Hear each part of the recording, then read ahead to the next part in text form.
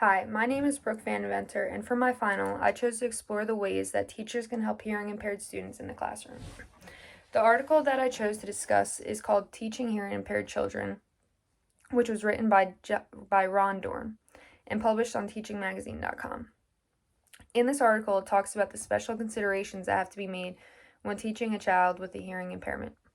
For many teachers, this is something that they have never encountered before but might have to in the future. The first major point that this article presents is how much more involved the hearing impaired students' guardians, teachers, and interpreters are compared to other children. As a teacher, it is crucial to stay in contact with the students' guardians in order to receive and provide information to and from them so that the student can have the best educational experience possible. Many hearing impaired students work with SLPs, who are speech language pathologists, and some even have interpreters who stay with them during the entire school day. It is important to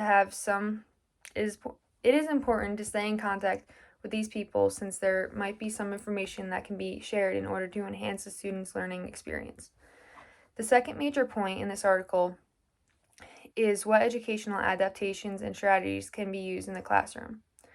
Some of them are making sure that the student is front and center in the classroom so that they can see the teacher clearly and be in optimal listening range. Many hearing impaired students rely on lip reading to understand people when they cannot hear them, so it is important that the student is able to clearly see the teacher's lips. It may be harder for them to read lips if the teacher has a beard or something on that covers their lips. For the same reason, it is also important for there to be good lighting in the classroom.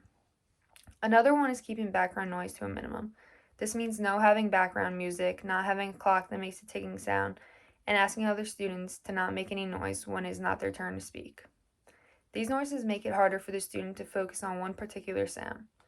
Lastly, it is the teacher's responsibility to always check to make sure that the student's listening device is working. Sometimes children are unable to tell if their device has stopped working, or they are too embarrassed to speak up. So the teacher should always be on the lookout for this. The third major point in this article is that teachers need to be understanding of the challenges that children with hearing impairments face on a daily basis. Children with hearing impairments invest a lot more energy in things that we find effortless, just like having a conversation and listening. It can become easy for a student to get discouraged, mad, or uninterested due to the fact that it is so straining for them to receive the information. This is when teachers have to work extra hard to do everything they can to help the student. Teachers should have a quick discussion at the end of the day with their student and ask them if they are able to understand all the information that was given during the day. If they didn't, the teacher can provide them with extra resources so that they do not miss anything that was taught. Of the articles that I read on this topic, this one was by far my favorite.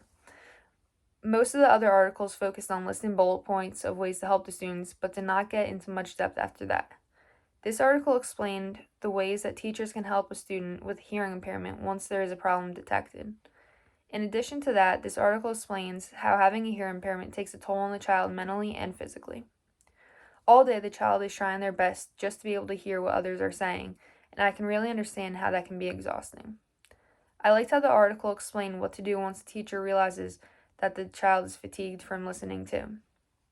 Overall, this topic is very interesting to me, and I hope that the knowledge that I've received and shared will potentially help someone in the future. Thank you for listening.